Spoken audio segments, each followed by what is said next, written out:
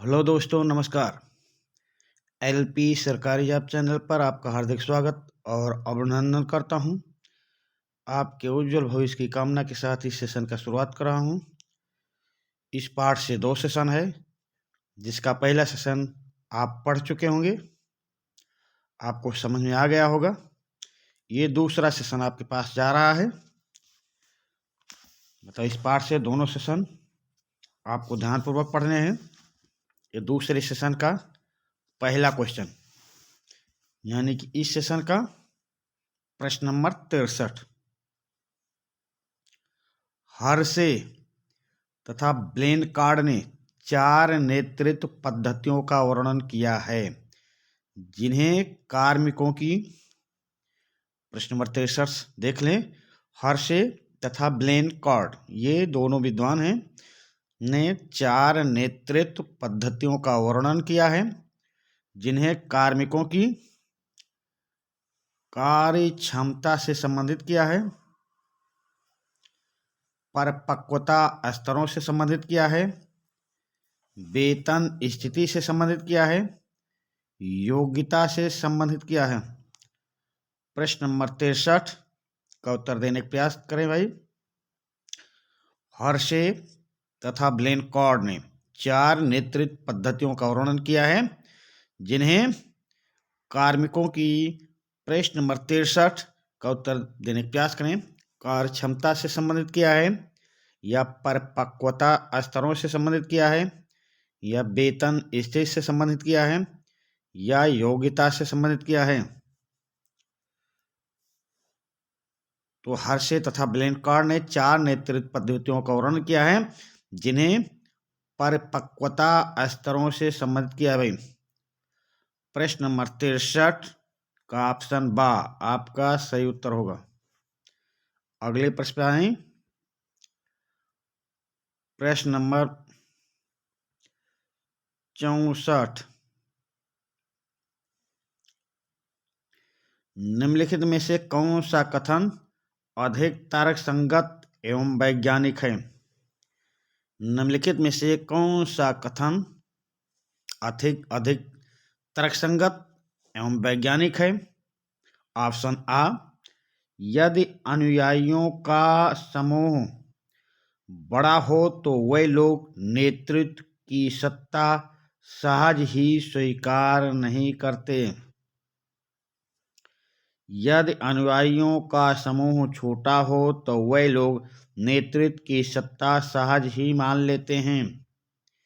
यदि अनुयायियों का समूह बड़ा हो तो वे लोग नेतृत्व की सत्ता स्वीकार कर लेते हैं, परंतु छोटे समूह के लोग अपने नेता की सत्ता सहज ही नहीं मानते। प्रश्न नंबर 64 का उत्तर देने का प्रयास करें भाई। या उपर्युक्त तीनों कथन, प्रश्न नंबर 64 का अधिक तर्कसंगत कथन एवं वैज्ञानिक कथन कौन सा है? चलिए उत्तर देने का प्रयास करें भाई। यदि अनुयायियों का बड़ा समूह हो तो वे नेतृत्व की सत्ता सहज ही स्वीकार कर लेते हैं। ये सही है, ये गलत है।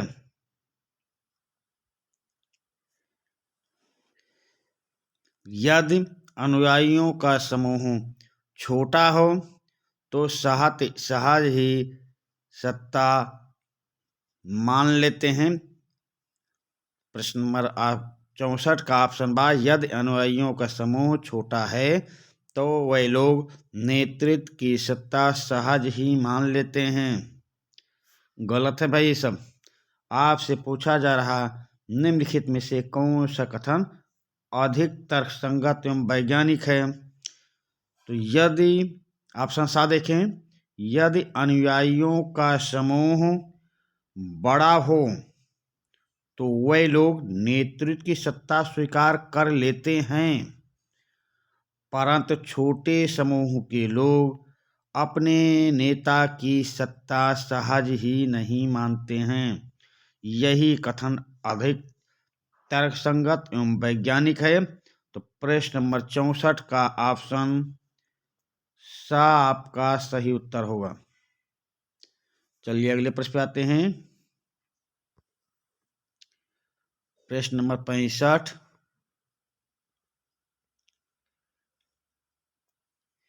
निम्नलिखित में से कौन सा कथन अधिक तर्कसंगत एवं वैज्ञानिक है? तो ऑप्शन देखें। ऑप्शन को बहुत ध्यान से पढ़ेंगे भाई। ऐसे ही प्रश्न टीजीटी या पीजीटी में आ जाएंगे और हम लोग जल्दबाजी में उत्तर करके चले आएंगे और जब घर पर आएंगे तब पश्चाताप करने से कोई फायदा नहीं होगा।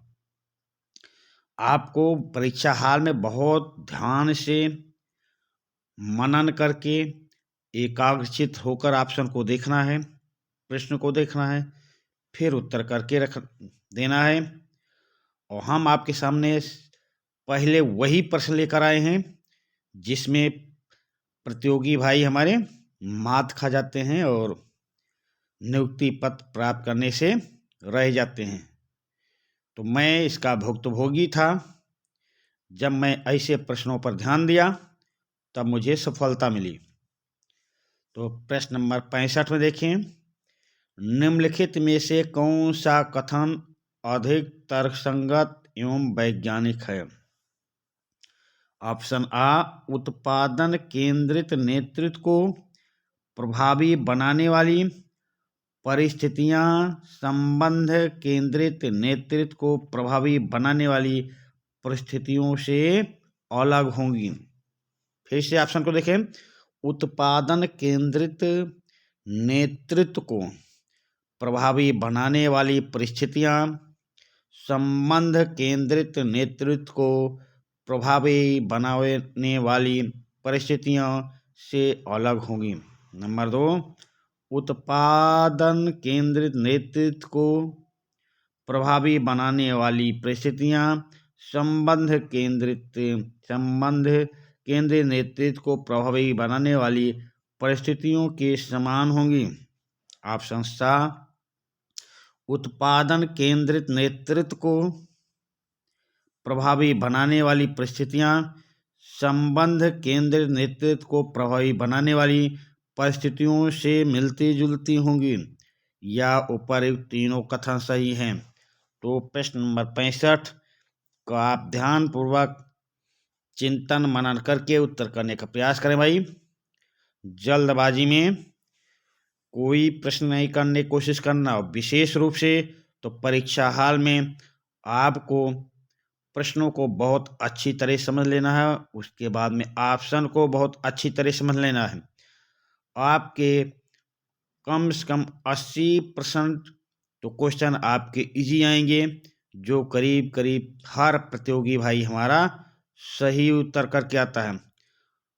पर 20% प्रश्न ऐसे रहते हैं जिसमें बहुत ध्यान देने की आवश्यकता है। तो हम पहले टारगेट उन्हीं 20% क्वेश्चनों की तरफ लेकर चल रहे हैं। ये पहले हम आपको अवगत करा दें, क्योंकि अभी परीक्षा होने में समय है।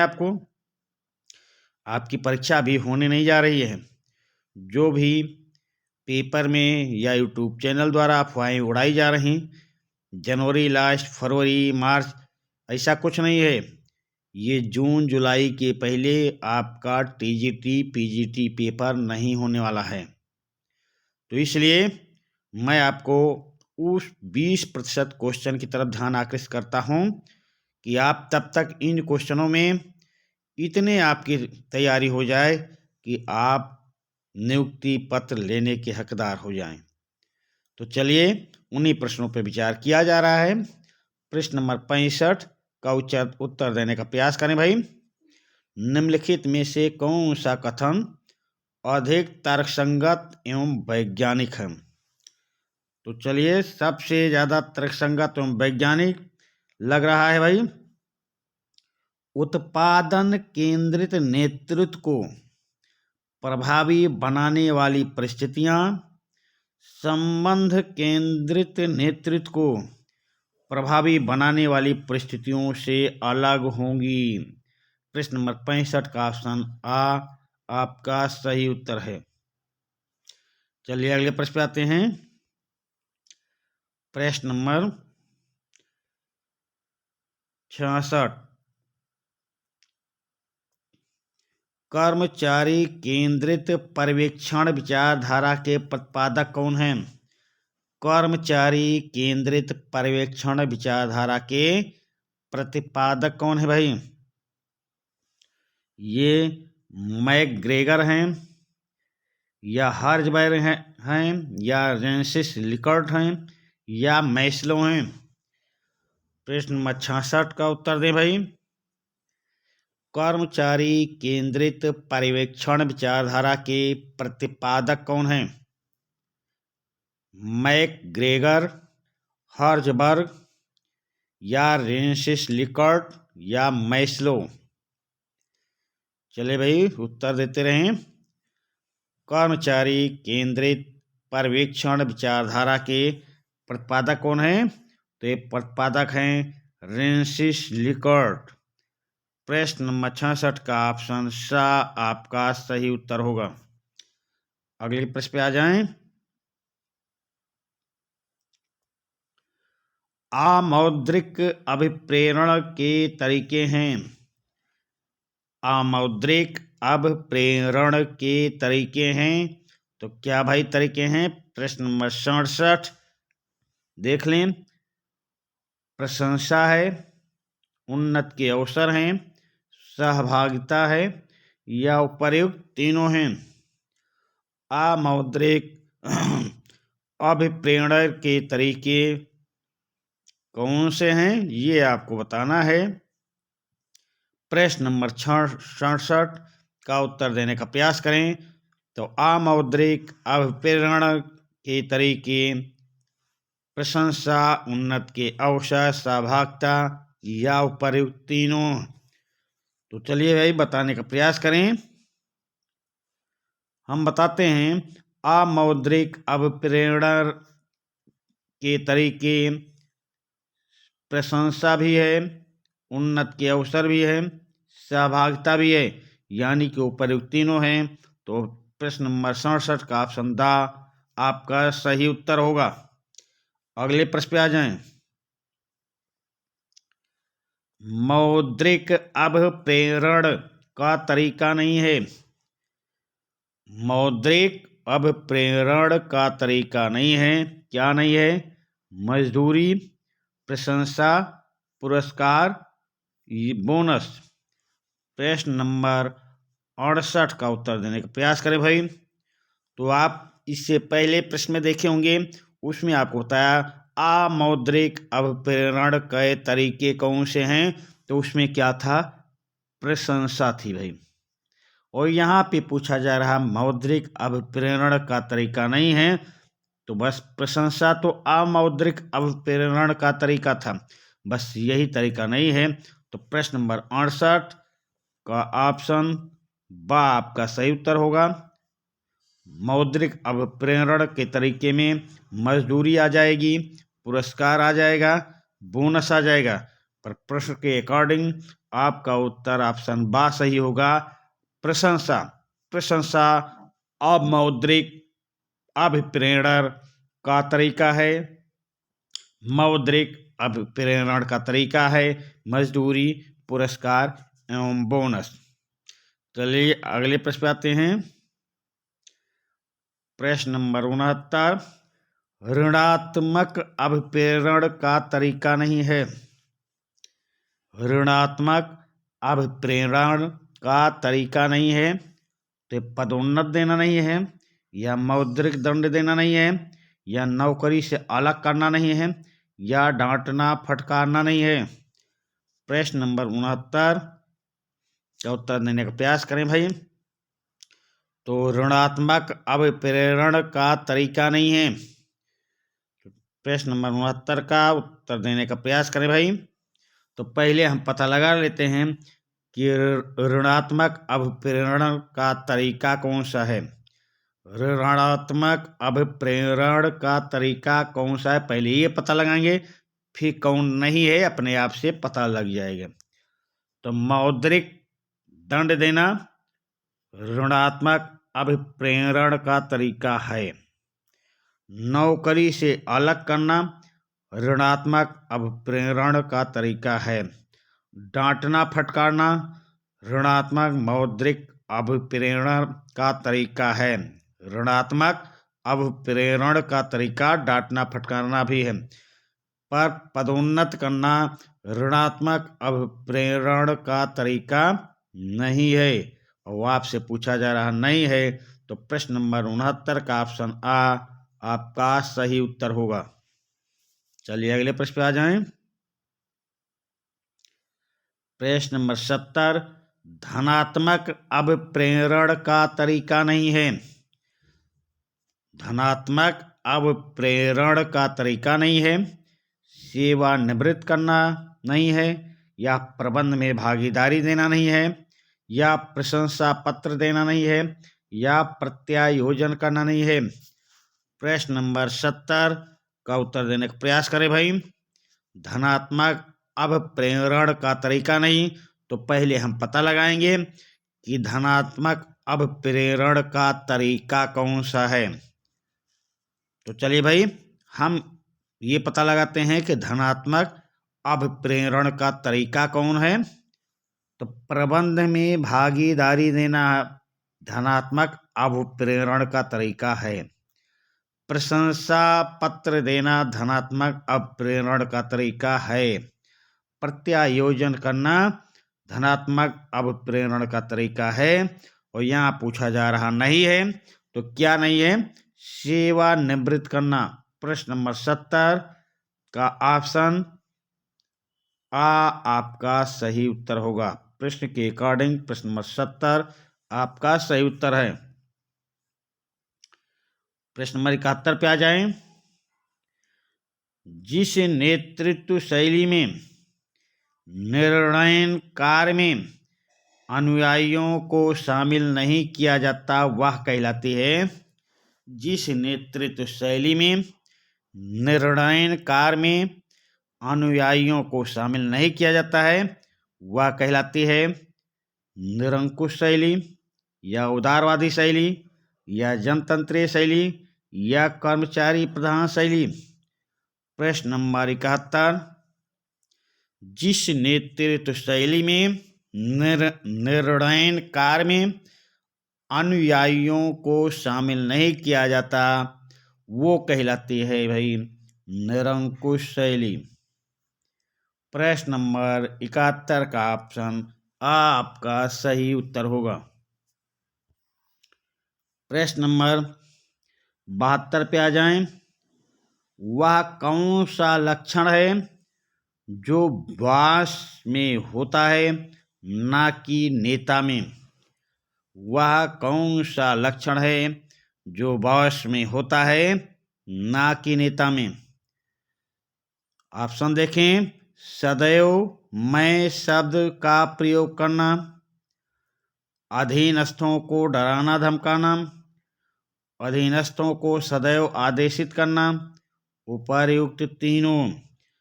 प्रश्न नंबर 72 वह कौन सा लक्षण है जो बॉस में होता है ना कि नेता में? तो इसमें ऑप्शन देखते चलते हैं। सदैव मैं शब्द का प्रयोग करना होता है, अधीनस्थों को डराना धमकाना होता है, अधीनस्थों को सदैव आदेशित करना होता है। तो ये तीनों होता है। तो प्रश्न नंबर 72 का ऑप्शन द आपका सही उत्तर हो जाएगा। चलिए अगले प्रश्न पे चलते हैं। प्रश्न नंबर 73 जो सदा अपने अनुयायियों की इच्छाओं के अनुसार चलता है, जो सदा अपने अनुयायियों की इच्छाओं के अनुसार चलता है वह बौद्धिक नेता कहलाता है, या जनतंत्रीय नेता होता है, या निरंकुश नेता होता है, या सृजनात्मक नेतृत्व करता है। प्रश्न नंबर 73 का उत्तर देने का प्रयास करें भाई। जो सदा अपने अनुयायियों की इच्छाओं के अनुसार चलता है वो क्या कहलाता है भाई? प्रश्न नंबर 73 का उत्तर देने का प्रयास करें। तो जो सदा अपने अनुयायियों की इच्छाओं के अनुसार चलता है वह जनतंत्रीय नेता होता है भाई, जनतंत्रीय नेता। प्रश्न नंबर 73 का ऑप्शन बा आपका सही उत्तर होगा। अगले प्रश्न पे चलें। प्रश्न नंबर 74, बौद्धिक नेतृत्व का गुण है। बौद्धिक नेतृत्व का गुण है विशेषज्ञता है, या सत्ता प्रेम है, या दबाव एवं भय है, या उपर्युक्त तीनों है। बौद्धिक नेतृत्व का गुण क्या है भाई? प्रश्न नंबर 74 का उत्तर देने का प्रयास करें। बौद्धिक नेतृत्व का गुण विशेषज्ञता है, सत्ता प्रेम है, दबाव एवं भय है, या उपर्युक्त तीनों है। तो उत्तर देने का प्रयास करें भाई। बौद्धिक नेतृत्व का गुण है विशेषज्ञता। प्रश्न नंबर 74 का ऑप्शन आ आपका सही उत्तर होगा। बौद्धिक नेतृत्व का गुण है विशेषज्ञता। चलिए अगले प्रश्न पे चलते हैं। प्रश्न नंबर 75, लोग महान विचार का अनुसरण करते हैं, महान व्यक्ति का नहीं। यह कथन किसका है? लोग महान विचार का अनुसरण करते हैं, महान व्यक्ति का नहीं। यह कथन किसका है? हिटलर का है, या मुसोलिनी का है, या आर्वेटीड का है, या सद्दाम हुसैन का है। प्रश्न नंबर 75 का उत्तर देने का प्रयास करें। हिटलर, मुसोलिनी, आर्वेटीड एवं सद्दाम हुसैन। जो लोग महान विचार का अनुसरण, लोग महान विचार का अनुसरण करते हैं, महान व्यक्ति का नहीं। यह कथन किसका है? तो ये कथन दिया था भाई आर्वेटीड महोदय ने। आर्वेटीड ने कहा लोग महान विचार का अनुसरण करते हैं, महान व्यक्ति का नहीं। तो प्रश्न नंबर 75 का ऑप्शन सा आपका सही उत्तर होगा। अगले प्रश्न पे आ जाएं। प्रश्न नंबर 76, जो सदा अपने पद के कारण अपने अनुयायियों को प्रभावित करने में समर्थ हो जाता है, वह क्या कहलाता है?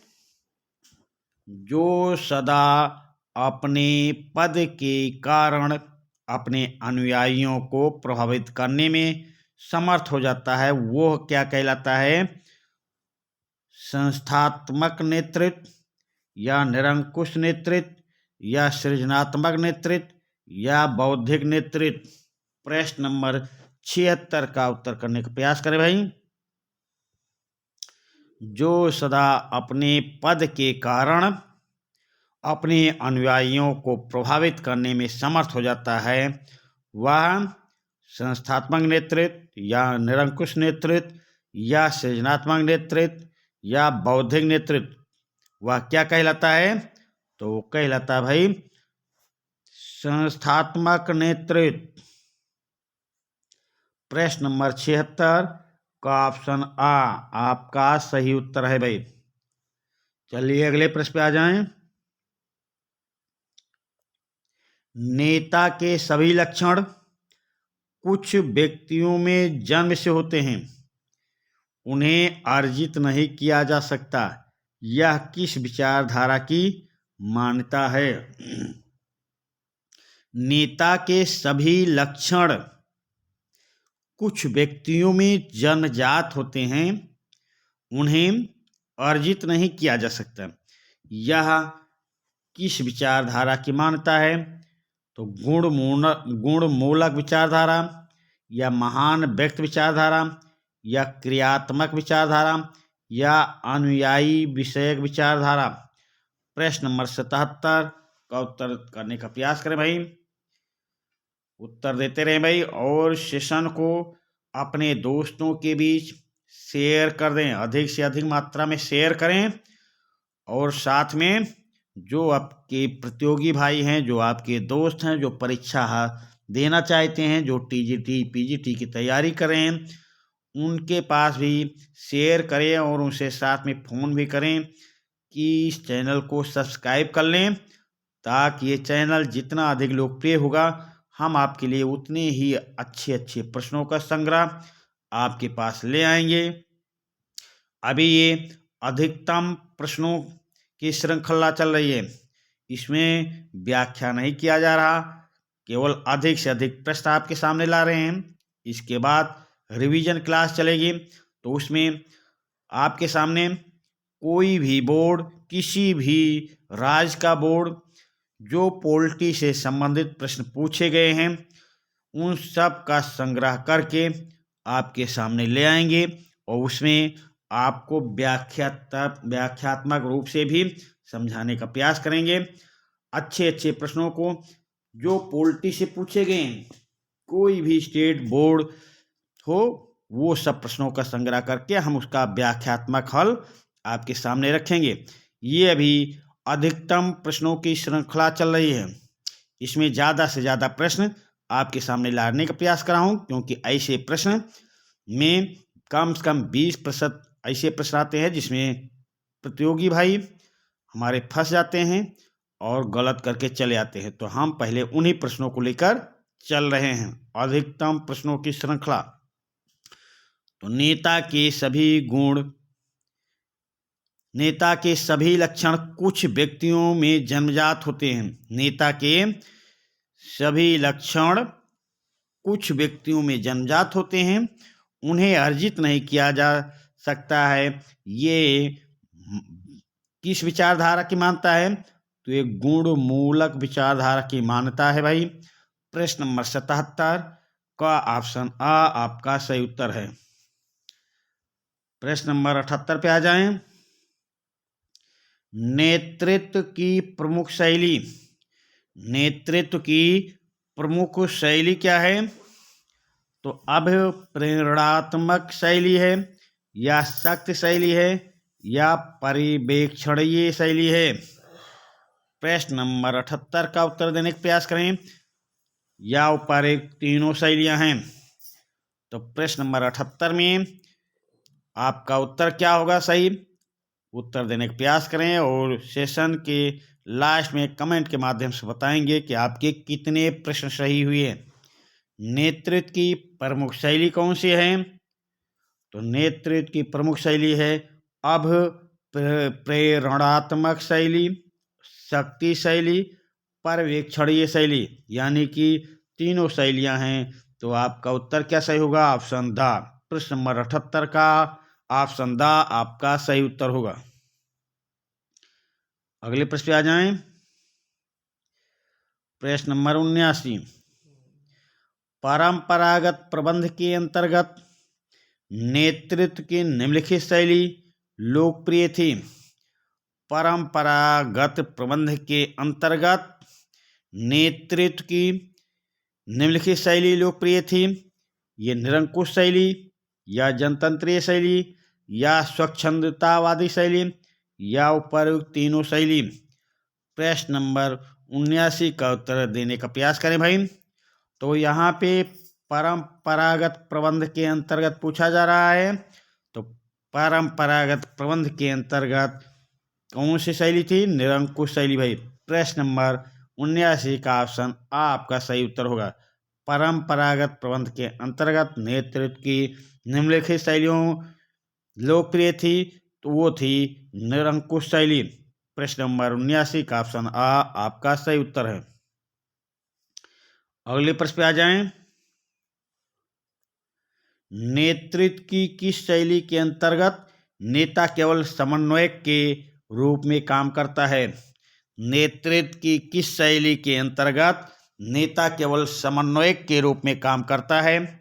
ये निरंकुश नेतृत्व के तहत, या जनतंत्रीय नेतृत्व के तहत, या स्वच्छंदतावादी नेतृत्व के तहत, या उपयुक्त तीनों में?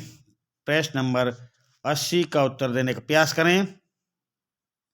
नेतृत्व की किस शैली के अंतर्गत नेता केवल समन्वयक के रूप में कार्य करता है?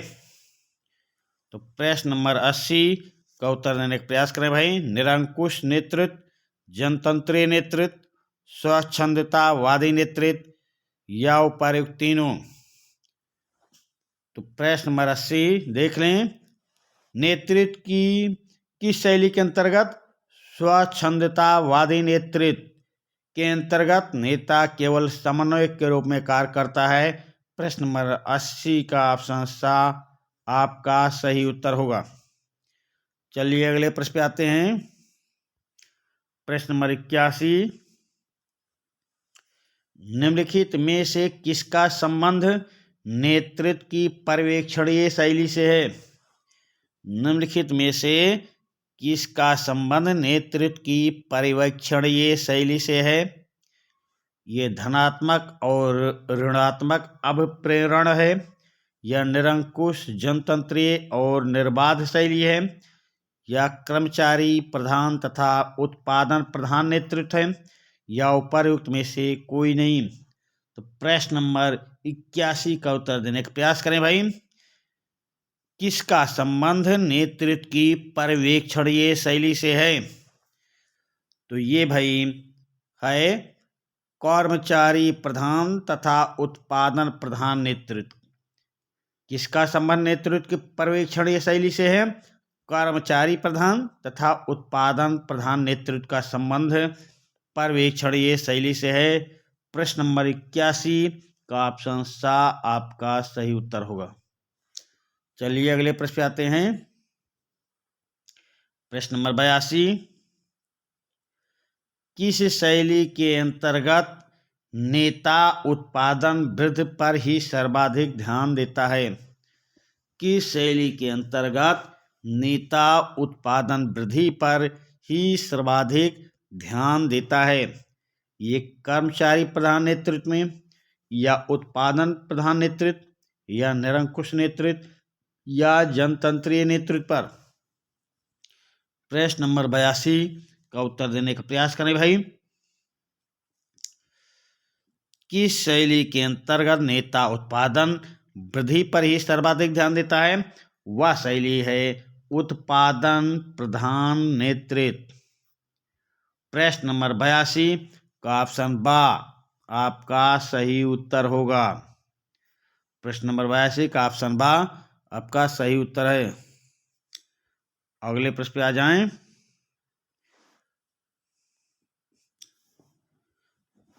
अगला प्रश्न देख लेते हैं भाई। प्रश्न नंबर 83,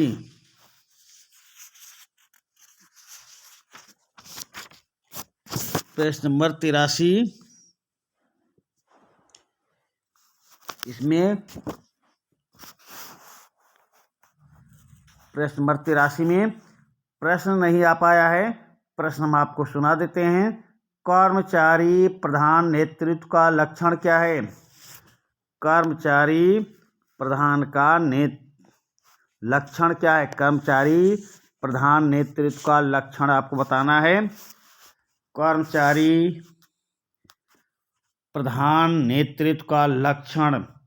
तो चलिए भाई हम आपको प्रश्न दे दिए हैं। कर्मचारी प्रधान नेतृत्व का लक्षण क्या है? अब ऑप्शन पे ध्यान दें। ऑप्शन उत्पादन वृद्धि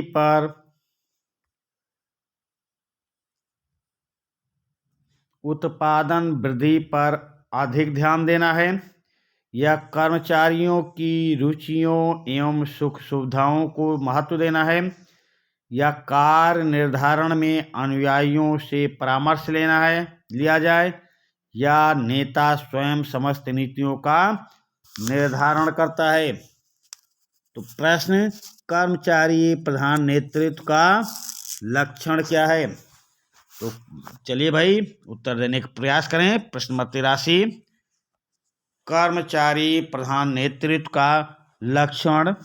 प्रश्न नंबर 83 का उत्तर दें भाई। तो एक कर्मचारियों की रुचियों एवं सुख सुविधाओं को महत्व देता है। ये कर्मचारी प्रधान नेतृत्व कर्मचारियों की रुचियों एवं सुख सुविधाओं पर महत्व देता है। प्रश्न नंबर 83 का ऑप्शन बा आपका सही उत्तर होगा। प्रश्न नंबर 83 का ऑप्शन बा आपका सही उत्तर होगा।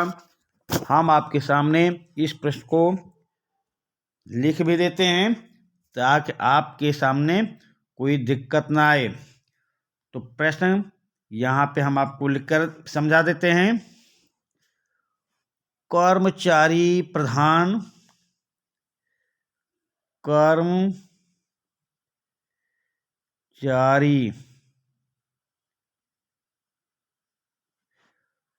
प्रधान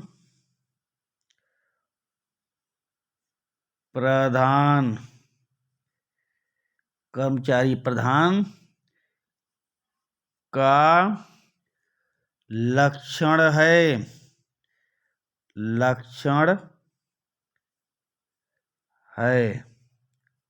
ये प्रश्न नंबर 83 है भाई। प्रश्न नंबर 83 है। कर्मचारी है, कर्मचारी चारी फिर ऐसा रहेगा भाई।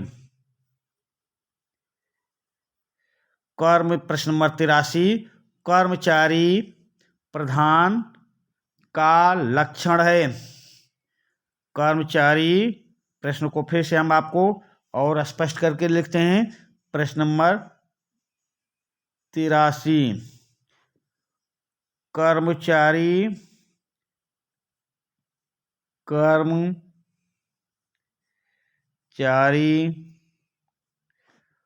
प्रधान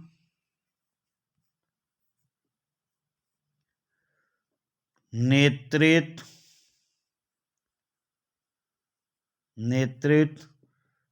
का लक्षण है। तो ऑप्शन क्या था? उत्पादन वृद्धि पर अधिक ध्यान देते हैं, या कर्मचारियों की रुचियों एवं सुख सुविधाओं को महत्व देते हैं। तो इसका ऑप्शन बा सही उत्तर था भाई। तो इस प्रकार आपके सामने प्रश्न भी रख दिया हूँ, और उसका जो सही उत्तर है, सही ऑप्शन है, वो आपको बता दिया हूँ। कर्मचारी प्रधान नेतृत्व का लक्षण है, तो कर्मचारियों की रुचियों एवं सुख सुविधाओं को महत्व देते हैं। प्रश्न नंबर 83 का ऑप्शन बा आपका सही उत्तर है। अब प्रश्न नंबर 84 पे आ जाएं। प्रश्न नंबर 84, वह कौन सी नेतृत्व शैली है जिसमें नेता पर्यवेक्षण और वह कौन से नेतृत्व शैली है जिसमें नेता पर्यवेक्षण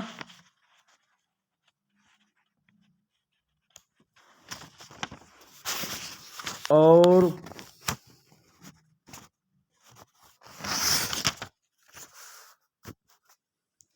नियंत्रण संबंधी कोई कार्य नहीं करता है। वह कौन सी नेतृत्व शैली है जिसमें नेता पर्यवेक्षण और नियंत्रण संबंधी कोई कार्य नहीं करता है। पर्यवेक्षण और नियंत्रण संबंधी कोई कार्य नहीं करता है। वह कौन सी नेतृत्व शैली है जिसमें नेता पर्यवेक्षण और नियंत्रण संबंधी कोई कार्य नहीं करता है। प्रश्न नंबर 84 का उत्तर देने का प्रयास करें भाई। प्रश्न नंबर 84, वह कौन सी नेतृत्व शैली है जिसमें नेता पर्यवेक्षण और नियंत्रण संबंधी कोई कार्य नहीं करता है।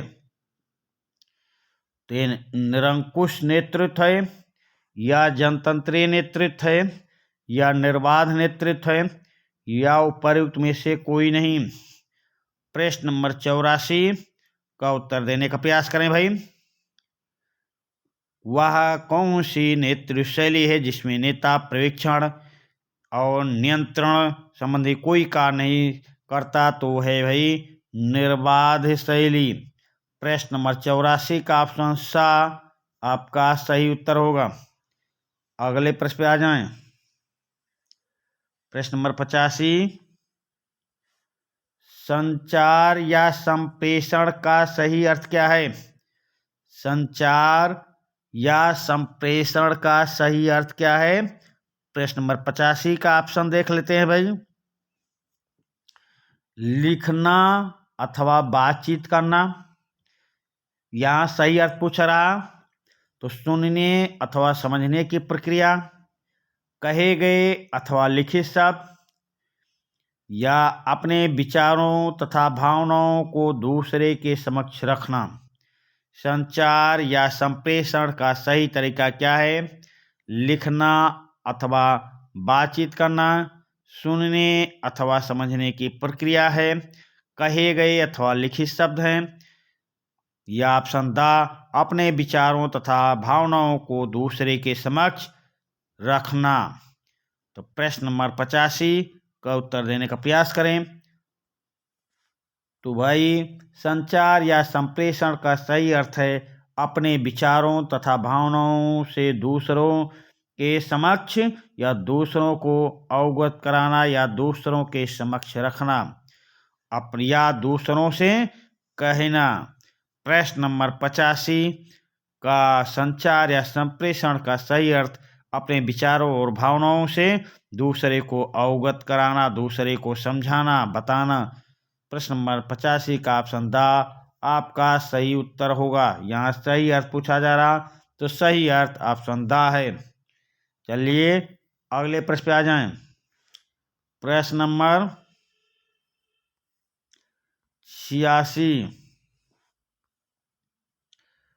प्रश्न नंबर 86, संचार की विषय सामग्री के अंतर्गत, तो संचार की विषय सामग्री के अंतर्गत क्या आता है ये आपको बताना है।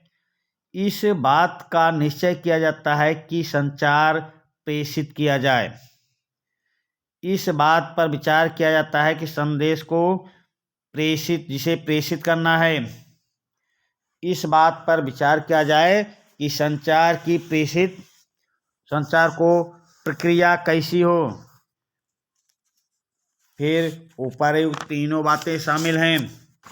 प्रश्न नंबर 86 देख लें भाई। संचार की विधि के अंतर्गत इस बात पर विचार किया जाता है कि संचार की प्रक्रिया कैसी हो भाई। प्रश्न नंबर, संचार की विषय सामग्री के अंतर्गत, प्रश्न है संचार की विषय सामग्री के अंतर्गत इस बात का निश्चय किया जाता है कि संचार कैसे प्रेषित किया जाए भाई। संचार कैसे प्रेषित किया जाए। फिर ऑप्शन बी देख लें। इस बात पर विचार किया जाता है कि संदेश क्या है जिसे प्रेषित करना है। संदेश क्या है जिसे प्रेषित करना है। फिर ऑप्शन सा, इस बात पर विचार किया जाता है कि संचार की प्रक्रिया कैसी है। संचार की प्रक्रिया कैसी है भाई। फिर या ऊपर तीनों बातें शामिल हैं। तो प्रश्न नंबर 86 का उत्तर देने का प्रयास करें भाई। संचार की विषय सामग्री के अंतर्गत क्या क्या आता है ये आपको बताना है। प्रश्न नंबर 86, संचार की विषय सामग्री के अंतर्गत इस बात का निश्चय किया जाता है कि संचार कैसे प्रेषित किया जाए। या ऑप्शन बा, इस बात पर विचार किया जाता है कि संदेश को कैसे प्रेषित किया जाए। संदेश को क्या प्रेषित किया जाए। फिर ऑप्शन सा में इस बात पर विचार किया जाता है कि संचार की प्रक्रिया कैसी हो। यहाँ पे जो ऑप्शन दिए गए हैं कुछ शब्द कट गए हैं, उसमें हम आपके सामने लिख दिए हैं कि इस बात का निश्चय किया जाता है कि संचार कैसे प्रेषित किया जाए। फिर इस बात पर विचार किया जाता है संदेश क्या प्रेषित किया जाए। संदेश क्या है जिसे प्रेषित करना है। और इस बात पर विचार किया जाता है कि संचार की प्रक्रिया कैसी हो। या उपयुक्त तीनों बातें शामिल हैं। तो प्रश्न नंबर 86 का उत्तर देने का प्रश्न करें भाई। तो प्रश्न नंबर 86 उत्तर दें भाई। संचार की विषय सामग्री के अंतर्गत इस बात पर विचार किया जाता है कि संदेश क्या है जिसे प्रेषित करना है। संचार की विषय सामग्री के अंतर्गत इस बात पर विचार किया जाता है कि संदेश क्या है जिसे प्रेषित करना है। तो प्रश्न नंबर 86 का ऑप्शन बी आपका सही उत्तर होगा। संचार की विषय सामग्री के अंतर्गत इस बात पर विचार किया जाता है कि संदेश क्या है, संदेश क्या है जिसे प्रेषित करना है भाई, क्या है जिसे प्रेषित करना है। प्रश्न नंबर 86 का ऑप्शन बा आपका सही उत्तर है।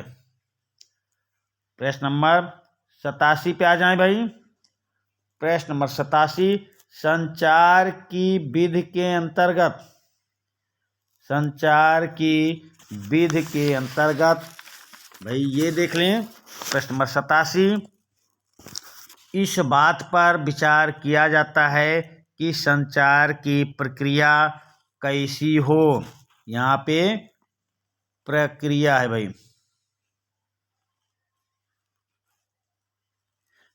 इस बात पर विचार किया जाता है कि संचार की प्रक्रिया कैसी हो, या ऑप्शन बा देखें, इस बात पर विचार किया जाता है कि संदेश क्या है जिसे प्रेषित करना है, संदेश क्या है जिसे प्रेषित करना है, या इस बात का निश्चय किया जाता है कि संचार कैसे प्रेषित किया जाए, कैसे प्रेषित किया जाए।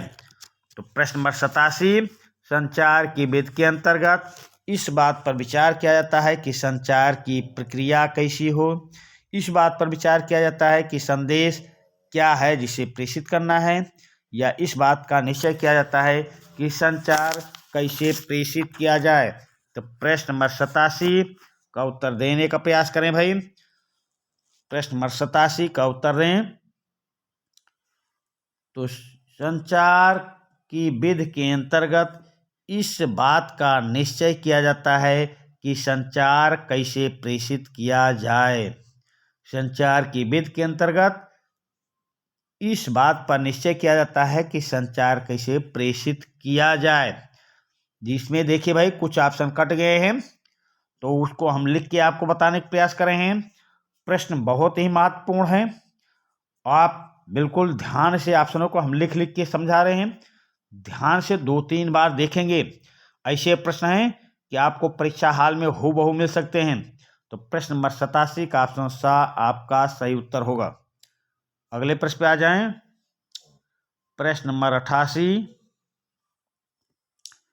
संचार प्रणाली के अंतर्गत निम्न का समावेश किया जाता है। संचार प्रणाली के अंतर्गत निम्न का समावेश किया जाता है।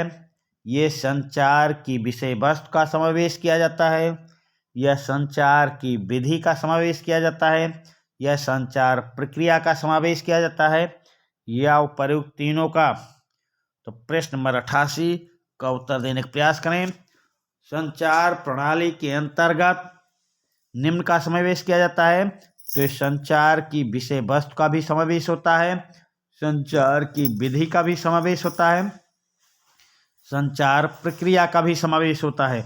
यानी कि प्रश्न नंबर 88 का ऑप्शन द आपका सही उत्तर होगा। उपर्युक्त तीनों बातें शामिल की जाती हैं संचार प्रणाली के अंतर्गत। तो प्रश्न नंबर 88 का ऑप्शन द आपका सही उत्तर है। प्रश्न नंबर 89, प्रबंधक का सबसे अधिक समय किसमें लगता है। प्रबंधक का सबसे अधिक समय किसमें लगता है। यह निरीक्षण में लगता है, या संचार में, या नियंत्रण के विस्तार में, या उत्तरदायित्व में। प्रश्न नंबर 89 का उत्तर देने का प्रयास करें भाई। प्रबंधक का सबसे अधिक समय किसमें लगता है। तो प्रबंधक का सबसे अधिक समय किसमें लगता है, वो है संचार में भाई। प्रश्न नंबर 89 का ऑप्शन बा आपका सही उत्तर होगा। अगले प्रश्न पे आ जाएं। प्रश्न नंबर 90,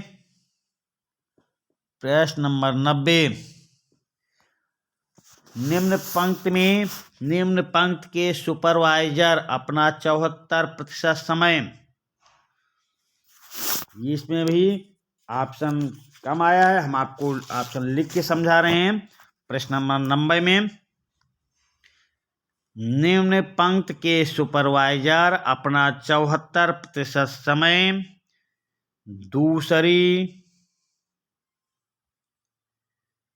दूसरी श्रेणी के प्रबंधक 81% और तीसरे वर्ग के प्रशासक 84% संचार गतिविधियों में ही लगाते हैं। यह विचार किसके अध्ययन का निष्कर्ष है?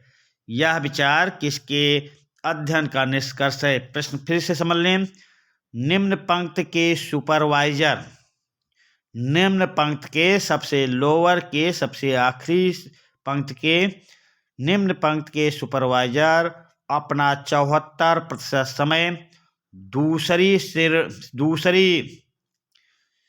श्रेणी के प्रबंधक 81% और तीसरी श्रेणी के प्रशासक 84% समय संचार गतिविधियों में ही लगाते हैं। यह विचार किसके अध्ययन का निष्कर्ष है? प्रश्न को फिर समझें। निम्न पंक्ति के सुपरवाइजर अपना 74% समय, दूसरी श्रेणी के प्रबंधक 81% समय और तीसरे वर्ग के प्रशासक 84% समय संचार गतिविधियों में ही लगाते हैं। तो यह विचार किसके अध्ययन का निष्कर्ष है? प्रश्न नंबर 90 का उत्तर देने का प्रयास करें भाई। तो ये विचार दिया है भाई किसने? जॉन हेनरिक्स ने, या मैक्स वेबर ने, या फ्रेडरिक्स ने, या हेनरी फ्योल ने। प्रश्न नंबर 90 का उत्तर देने का प्रयास करें भाई। निम्न पंक्ति के प्रशासक 74%, दूसरी श्रेणी के प्रबंधक 81% और तीसरे वर्ग के प्रशासक 84% समय संचार गतिविधियों में ही लगाते हैं। यह विचार किसके अध्ययन का निष्कर्ष है? यह विचार किसने दिया है? प्रश्न नंबर 90 का उत्तर देने का प्रयास करें। तो यह विचार देने वाले महोदय थे जॉन हेनरिक्स महोदय। प्रश्न नंबर 90 का ऑप्शन आ आपका सही उत्तर होगा। अगले प्रश्न पे चलते हैं। प्रश्न नंबर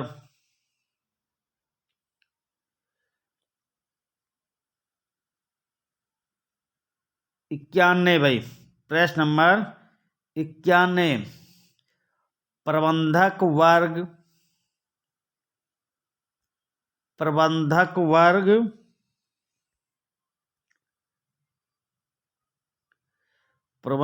वर्ग एवं श्रमिकों के मध्य होने वाला संचार संदेश वाहन क्या कहलाता है? प्रबंधक एवं श्रमिकों के मध्य होने वाला संचार क्या कहलाता है? प्रश्न नंबर 91 का उत्तर दे भाई। या इंटर स्केलर संदेश वाहन कहलाता है, या इंट्रा स्केलर संदेश वाहन कहलाता है, या एक्स्ट्रा ऑर्गेनाइजेशन संदेश वाहन कहलाता है, या उपर्युक्त तीनों से संबंधित नहीं है। प्रश्न नंबर 91, प्रबंधक वर्ग एवं श्रमिकों के मध्य होने वाला संचार संदेश वाहन क्या कहलाता है? तो ये कहलाता है भाई इंटर स्केलर संदेश वाहन। प्रश्न नंबर 91 का ऑप्शन आ आपका सही उत्तर होगा। प्रबंधक वर्ग एवं श्रमिकों के मध्य होने वाला संचार इंटर स्केलर संदेश वाहन कहलाता है। प्रश्न नंबर 92 पे आ जाएं। प्रश्न नंबर 92, एक ही स्तर के कर्मचारियों के मध्य होने वाले संदेश वाहन को क्या कहते हैं? एक ही स्तर के कर्मचारियों के मध्य होने वाले संदेश वाहन को क्या कहते हैं? इंटर स्केलर संदेश वाहन, या इंट्रा स्केलर संदेश वाहन, या एक्स्ट्रा ऑर्गेनाइजेशन संदेश वाहन, या उपर्युक्त में से उपरोक्त तीनों से संबंधित नहीं है। प्रश्न नंबर 92 का उत्तर देने का प्रयास करें भाई। तो एक ही स्तर के कर्मचारियों के मध्य होने वाले संदेश वहन को बोलते हैं इंट्रा स्केलर संदेश वहन, और प्रबंधक और कर्मचारियों के मध्य होने वाले संदेश को क्या बोलते हैं? इंटर स्केलर संदेश वहन। प्रबंधक और कर्मचारियों के मध्य होने वाले संदेश वहन को इंटर स्केलर संदेश वहन, और एक ही स्तर के कर्मचारियों के मध्य होने वाले संदेश वहन को इंट्रा स्केलर संदेश वहन कहते हैं। तो प्रश्न नंबर 92 का ऑप्शन बा आपका सही उत्तर होगा। अगले प्रश्न पे आ जाएं। प्रश्न नंबर 93, एक्स्ट्रा ऑर्गेनाइजेशन संदेश वहन किसे कहते हैं? ये तीनों के बारे में 3 क्वेश्चनों में स्पष्ट कर दिया जा रहा है। प्रबंधक और कर्मचारियों के मध्य तो इंटर स्केलर संदेश वहन, या कर्मचारियों के आपसी संदेश वहन को इंट्रा स्केलर संदेश वहन। अब आ गया है एक्स्ट्रा ऑर्गेनाइजेशन संदेश वहन किसे कहते हैं? प्रबंधक एवं श्रमिकों के मध्य होने वाला संदेश वहन, या एक ही स्तर के कर्मचारियों के मध्य होने वाला संदेश वहन, या संगठन के लोगों एवं इससे परे अन्य पक्षों के मध्य होने वाला संदेश वहन, या उपर्युक्त तीनों में से कोई नहीं। प्रश्न नंबर 93 का उत्तर देने का प्रयास करें भाई। तो आप देखेंगे प्रबंधक एवं श्रमिकों के मध्य होने वाला संदेश वहन इंटर स्केलर संदेश वहन है। संदेश वाहन कहलाता है। फिर एक ही स्तर के कर्मचारियों के मध्य होने वाला संदेश वहन क्या कहलाता है? इंट्रा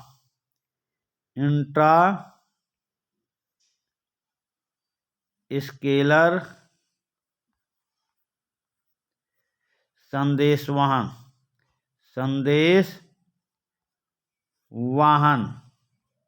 अब आप समझिए।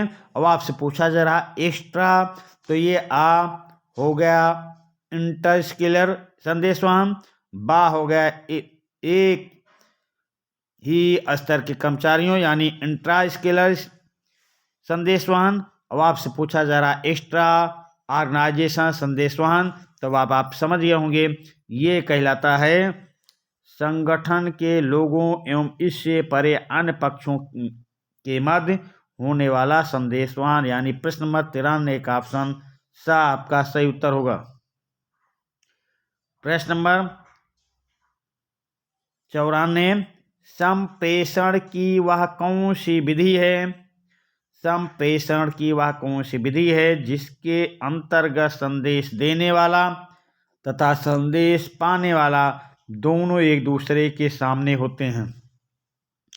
प्रश्न नंबर 94,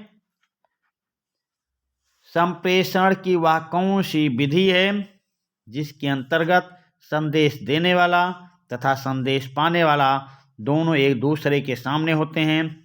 तो ये मौखिक संप्रेषण कहलाता है, या लिखित संप्रेषण कहलाता है, या औपचारिक संप्रेषण कहलाता है, या उपर्युक्त तीनों कहलाता है?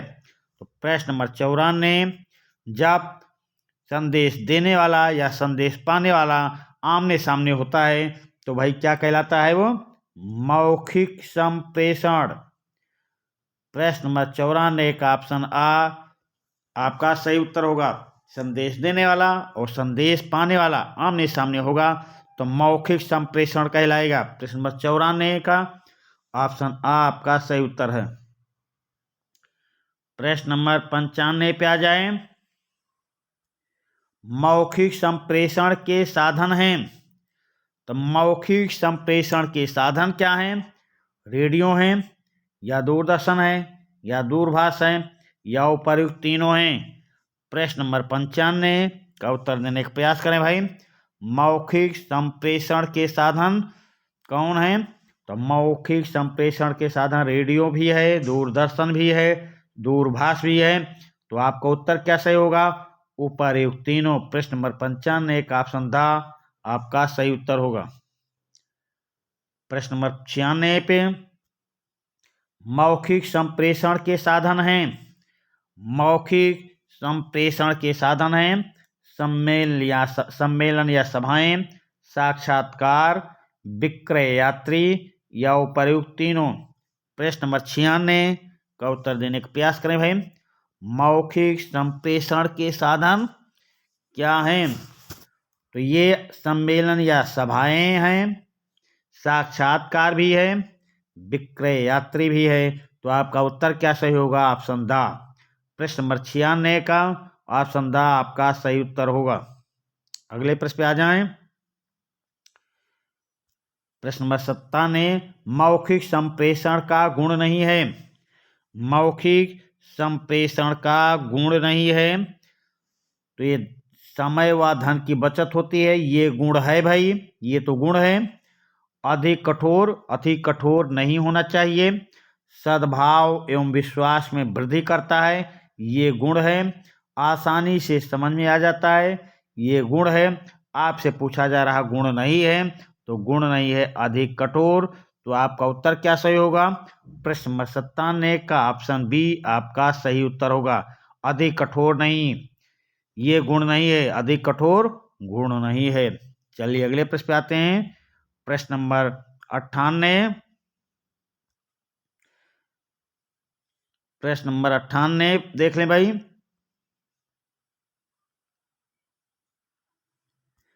लिखित संप्रेषण मौखिक संप्रेषण की तुलना में अधिक उपयुक्त है, क्योंकि लिखित संप्रेषण मौखिक संप्रेषण की तुलना में अधिक उपयुक्त है। क्यों भाई उपयुक्त है अधिक?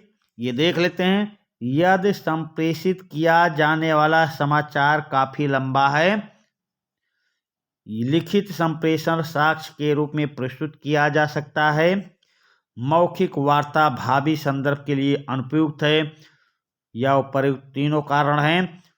तो लिखित संप्रेषण मौखिक संप्रेषण की तुलना में अधिक उपयुक्त है, क्योंकि यदि संप्रेषित किया जाने वाला समाचार काफी लंबा है तब भी है।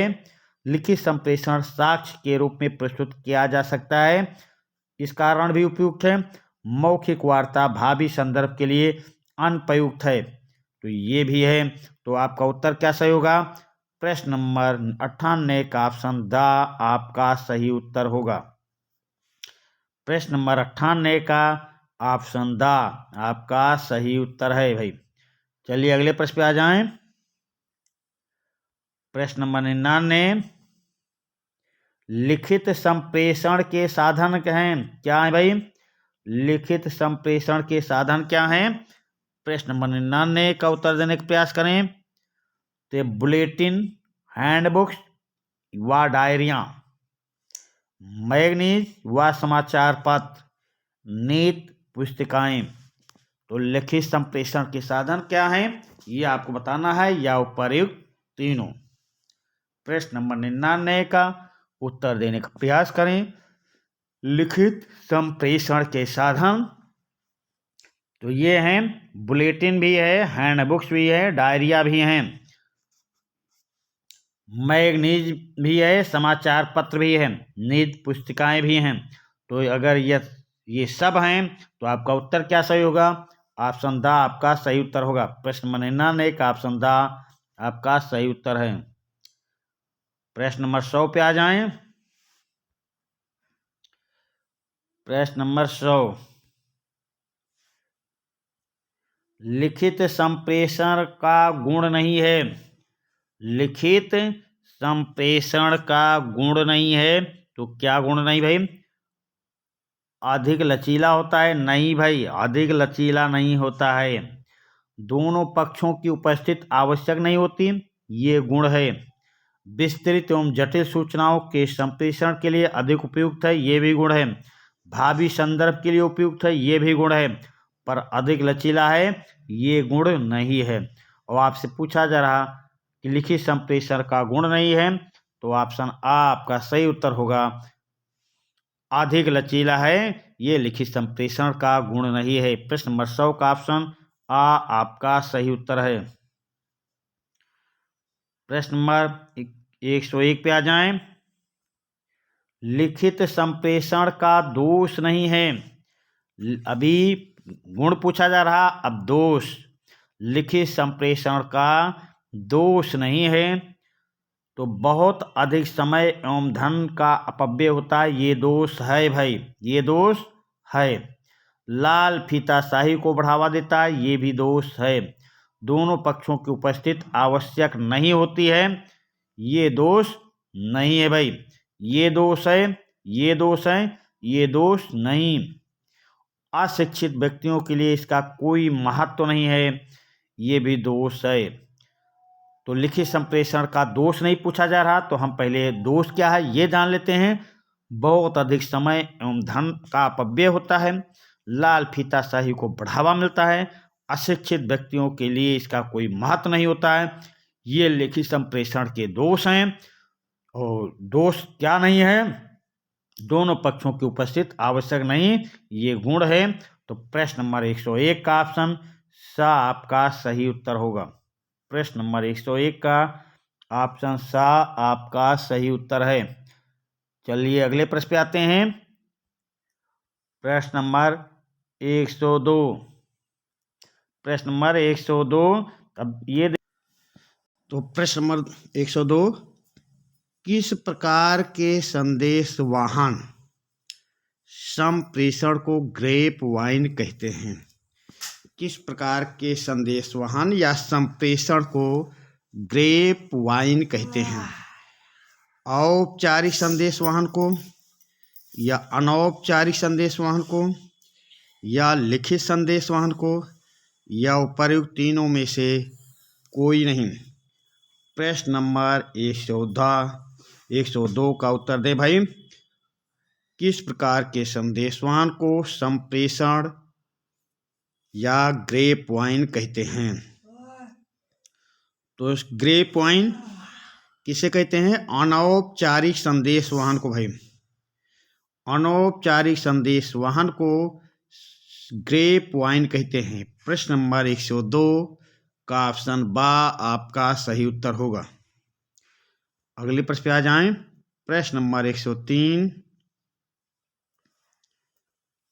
वरिष्ठ अधिकारियों से अधीनस्थ कर्मचारियों तक निर्देश पहुंचाने की प्रक्रिया को क्या कहते हैं?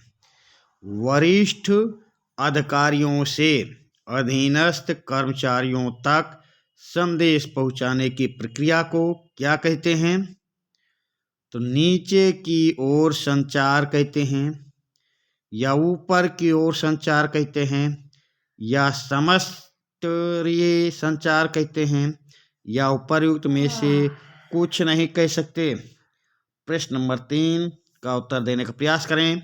वरिष्ठ अधिकारियों से अधीनस्थ कर्मचारियों तक निर्देश पहुंचाने की प्रक्रिया को क्या कहते हैं? तो उत्तर देने का प्रयास करें भाई। ये ऐसे प्रश्न हैं जो आपको अभी बहुत कठिन लग रहे हैं, पर 2-3 बार 4 बार सेशन को आप देखेंगे तो यही प्रश्न आपको सरल लगने लगेंगे, और वैसे ही प्रश्न आपको परीक्षा हाल में देखने को मिलेगा। इसमें से कुछ प्रश्न तो हूबहू आपके परीक्षा हाल में देखने को मिल जाएंगे। तो प्रश्न नंबर 103, वरिष्ठ अधिकारियों से अधीनस्थ कर्मचारियों, वरिष्ठ अधिकारियों से अधीनस्थ कर्मचारियों तक निर्देश पहुंचाने की प्रक्रिया को कहते हैं नीचे की ओर संचार कहते हैं भाई, नीचे की ओर संचार कहते हैं। प्रश्न नंबर 103 का ऑप्शन आ आपका सही उत्तर है। प्रश्न नंबर 104,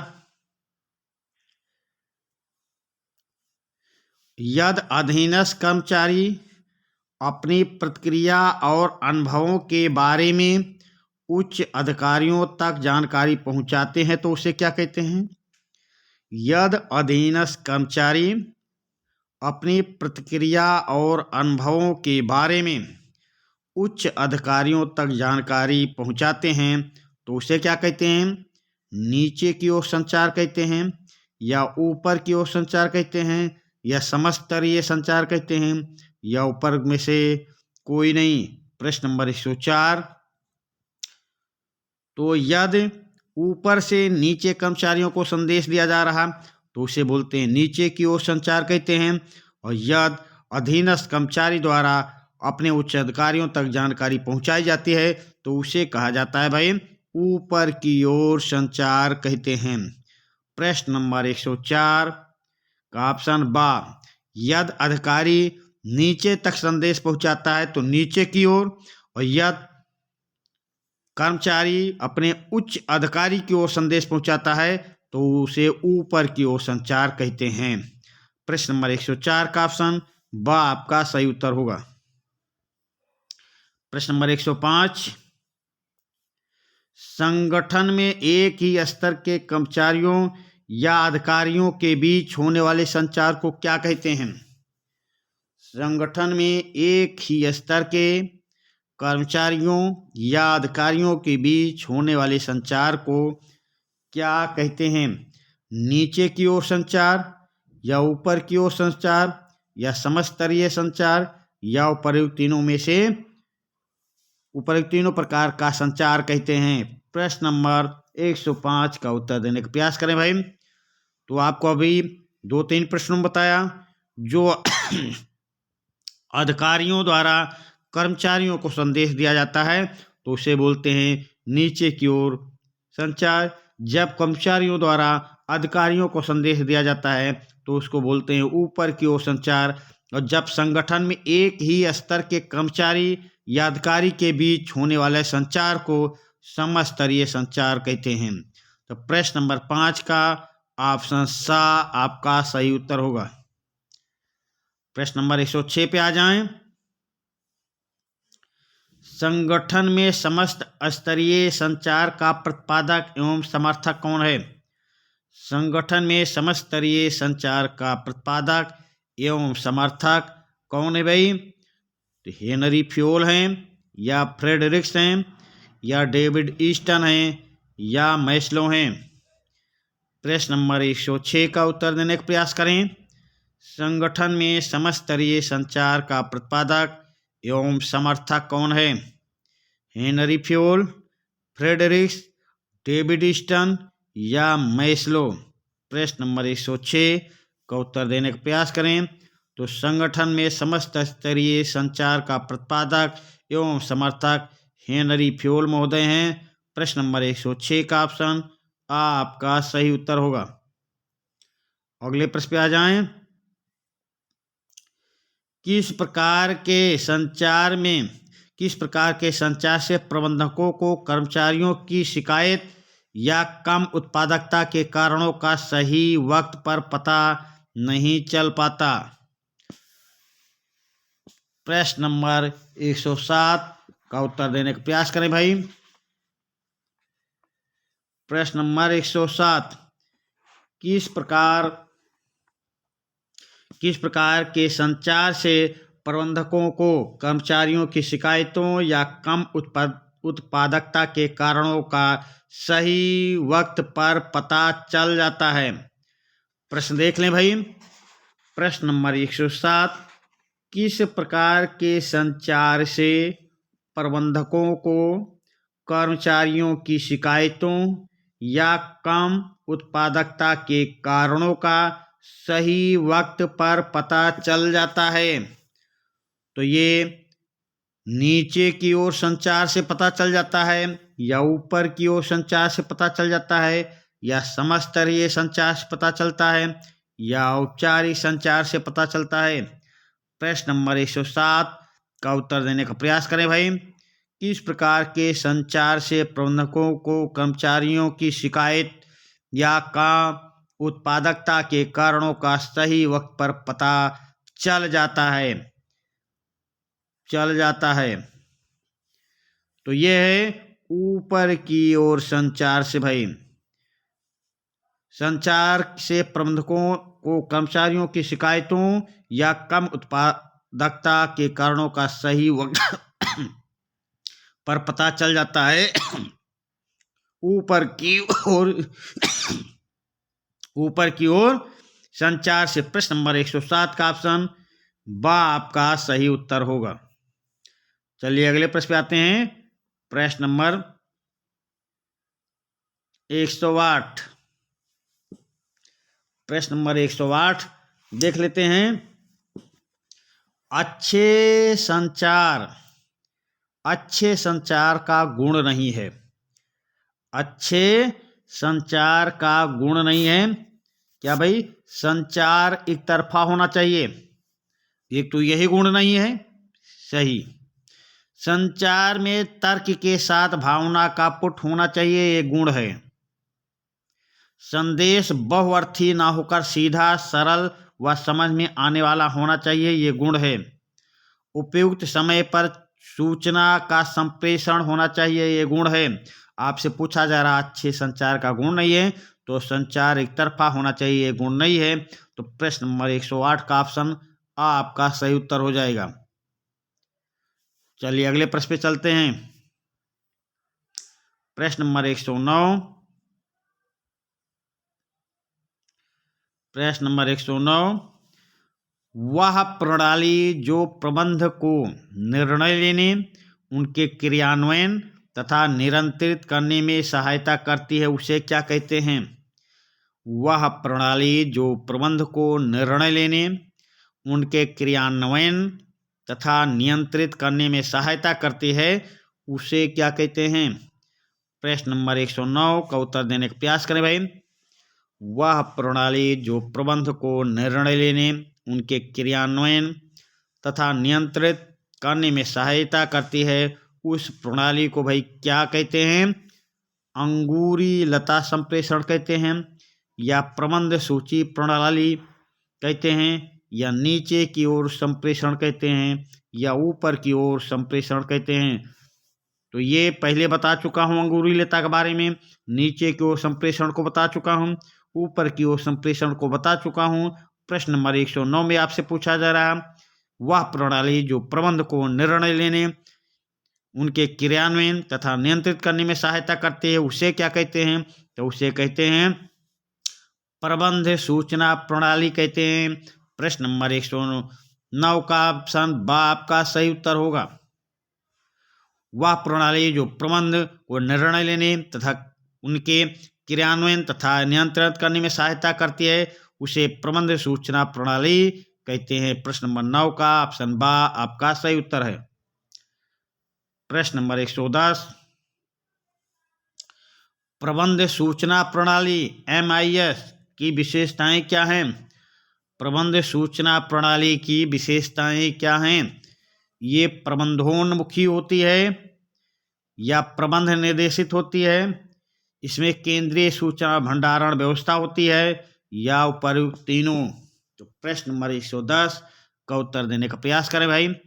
प्रबंध सूचना प्रणाली की विशेषताएं क्या हैं?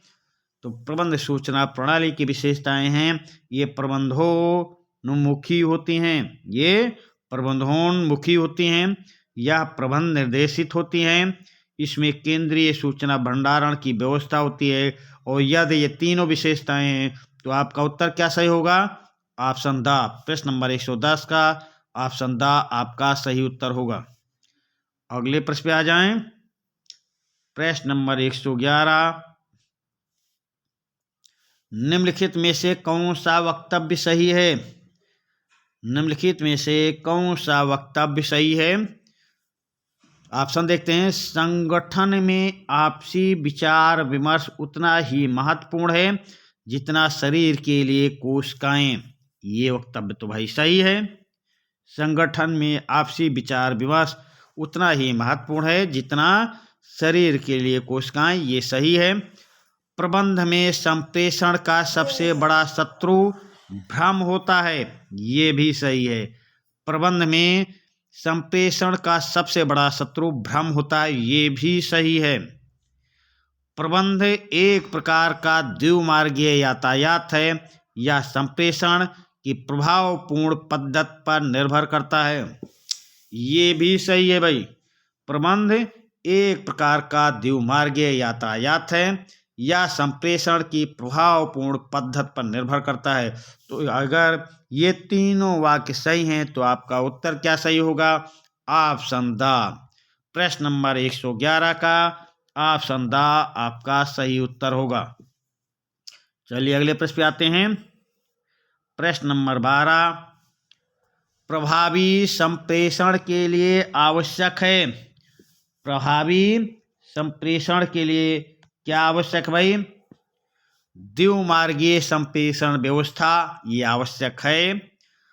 अधीनस्थों के सकारात्मक एवं नकारात्मक दोनों प्रकार के विचारों को सुनना ये भी जरूरी है। अधीनस्थों द्वारा की गई आलोचनाओं को पर्याप्त महत्व देना ये भी आवश्यक है। प्रभावी संप्रेषण के लिए आवश्यक है द्विमार्गीय संप्रेषण की व्यवस्था। अधीनस्थों के सकारात्मक एवं नकारात्मक दोनों प्रकार के विचारों को सुनना। अधीनस्थों द्वारा की गई आलोचनाओं को पर्याप्त महत्व देना। ये तीनों वाक्य सही हैं भाई, तीनों आवश्यक है प्रभावी संप्रेषण के लिए। तो आपका उत्तर क्या सही होगा? प्रश्न नंबर 112 का ऑप्शन द आपका सही उत्तर होगा। चलिए अगले प्रश्न पे आते हैं। प्रश्न नंबर 113, संचार का श्रव्य उपकरण। संचार का श्रव्य उपकरण क्या है भाई? प्रश्न नंबर 113, संचार का श्रव्य उपकरण टेलीफोन है या चलचित्र है या टेलीविजन है या छायाचित्र है? छायाचित्र। प्रश्न नंबर 113 का उत्तर करने का प्रयास करें। संचार का श्रव्य उपकरण क्या है? टेलीफोन है, चलचित्र है, टेलीविजन है या छायाचित्र है? प्रश्न नंबर 113 का उत्तर देने का प्रयास करें भाई। तो संचार का श्रव्य उपकरण है टेलीफोन। प्रश्न नंबर 113 का ऑप्शन आ आपका सही उत्तर होगा। संचार का श्रव्य उपकरण टेलीफोन है भाई। अगले प्रश्न पे चलते हैं। संचार के मार्ग की बाधाएं क्या हैं?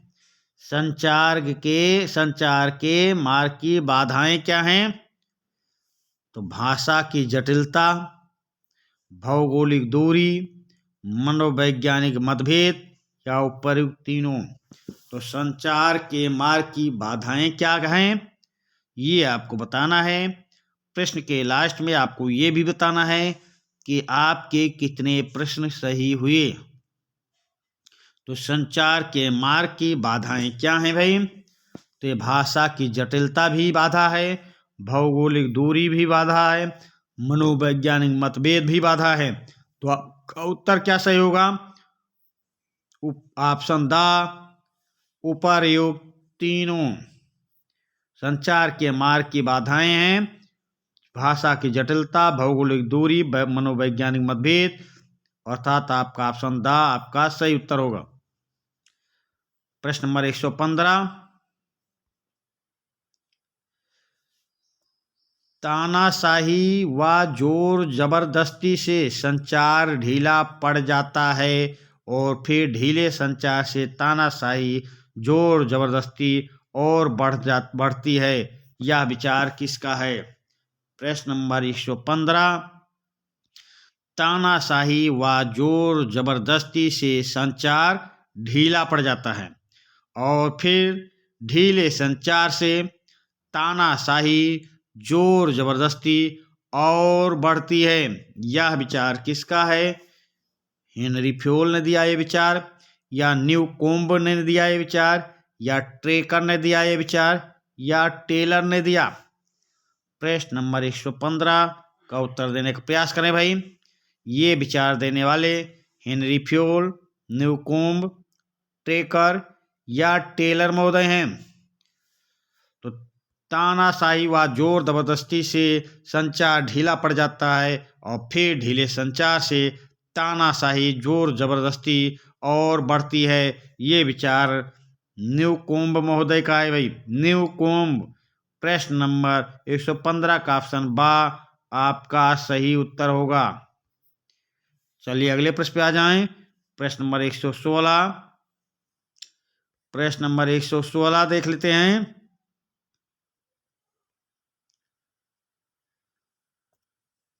अमौखिक संचार से संबंधित नहीं है। अमौखिक संचार से संबंधित नहीं है, तो क्या नहीं संबंधित, ये हम देखते हैं भाई। आँखों की हरकत, भंगिमा, बुलेटिन, बोलने की नीति।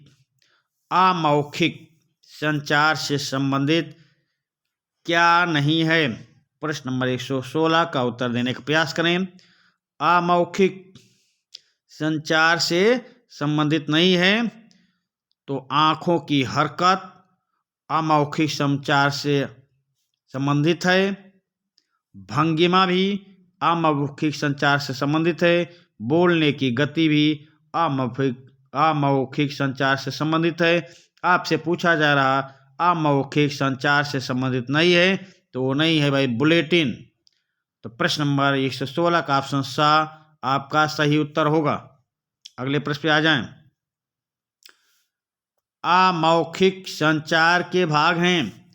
अमौखिक संचार के भाग हैं मुस्कुराना, होठों का तनाव, आंसू या उपर्युक्त तीनों। तो अमौखिक संचार में मुस्कुराना भी आता है, होठों का तनाव भी आता है, आंसू भी आता है। तो आपका प्रश्न नंबर 117 का ऑप्शन द आपका सही उत्तर हो जाएगा भाई। अमौखिक संचार के भाग मुस्कुराना, होठों का तनाव, आंसू सभी आ जाएंगे। चलिए अगले प्रश्न पे आते हैं। प्रश्न नंबर 118। प्रश्न नंबर 118, संचार प्रक्रिया का एक महत्वपूर्ण भाग यह है कि आप प्रभावी श्रोता भी हों। सुनने के बारे में सुझाव देने वाला विद्वान है। प्रश्न नंबर 118, संचार प्रक्रिया का एक महत्वपूर्ण भाग ये है कि आप प्रभावी श्रोता भी हों। सुनने के बारे में सुझाव देने वाला विद्वान कौन है? फुलमेर हैं, या हेनरी फ्योल हैं, या टेलर हैं, या मैक्स वेबर हैं। प्रश्न नंबर 118 का उत्तर देने का प्रयास करें भाई। फुलमेर, हेनरी फ्योल, टेलर या मैक्स वेबर। तो संचार प्रक्रिया का एक महत्वपूर्ण भाग यह है कि आप प्रभावी श्रोता हों। सुनने के बारे में सुझाव देने वाले विद्वान का नाम है फुलमेर। प्रश्न नंबर 118 का ऑप्शन आपका सही उत्तर होगा, फुलमेर महोदय। चलिए अगले प्रश्न पे आ जाते हैं। सुनने के बारे में फुलमेर ने निम्न सुझाव दिए। सुनने के बारे में फुलमेर ने निम्न सुझाव दिया है। आप सुनना चालू रखेंगे तो क्या आपको सुझाव दिया है? बोलना बंद करें। भाई बोलना बंद करेंगे तभी आप सुन पाएंगे। सही सुझाव। आप बोलना बंद करेंगे तभी आप दूसरे की बात सुन पाएंगे। वक्ता को तनाव में ना रखें, ये भी सही। अगर कोई बोल रहा तो उसको तनाव में ना जाने दें, तनाव ना दें। ऐसा दिखाएं कि आप सुनना चाहते हैं, और आपको ये भी दिखाना चाहिए कि आप वक्ता की बात सुनना चाहते हैं। तो जब ये तीनों बातें हैं तो उत्तर क्या सही होगा? उपर्युक्त तीनों। प्रश्न नंबर 119 का ऑप्शन द आपका सही उत्तर हो जाएगा। अगले प्रश्न पे आ जाएं। सुनने के बारे में फुलमेर ने निम्नलिखित सुझाव नहीं दिया है। सुनने के बारे में फुलमेर ने कौन सा सुझाव नहीं दिया है, ये आपको बताना है। तो सुनने के बारे में फुलमेर ने क्या सुझाव दिया है, ये पहले आप जान लीजिए, तो फिर पता चल जाएगा क्या सुझाव नहीं दिया। प्रश्न कीजिए। फुलमेर ने कहा है सुनने के बाद प्रश्न कीजिए। बोलना बंद कर दीजिए। सुन रहे हैं तो बोलना बंद रखें। अपने दिमाग को ठंडा रखें, ठंडे दिमाग से सुने। ध्यान हटाने वाली हरकतें करें, ऐसा फुलमेर ने नहीं कहा है। ध्यान हटाने वाली हरकतें करें, ऐसा फुलमेर महोदय ने नहीं कहा है। तो प्रश्न नंबर 120, सुनने के बारे में फुलमेर ने निम्नलिखित सुझाव नहीं दिया, तो वो सुझाव नहीं दिया ध्यान हटाने वाली हरकतें करें, ये सुझाव फुलमेर ने नहीं दिया। और प्रश्न नंबर 120 का ऑप्शन द आपका सही उत्तर होगा। इसी प्रश्न के साथ इस सेशन का समापन करते हैं। आपके उज्जवल भविष्य के साथ हम आपसे विदा लेते हैं। धन्यवाद।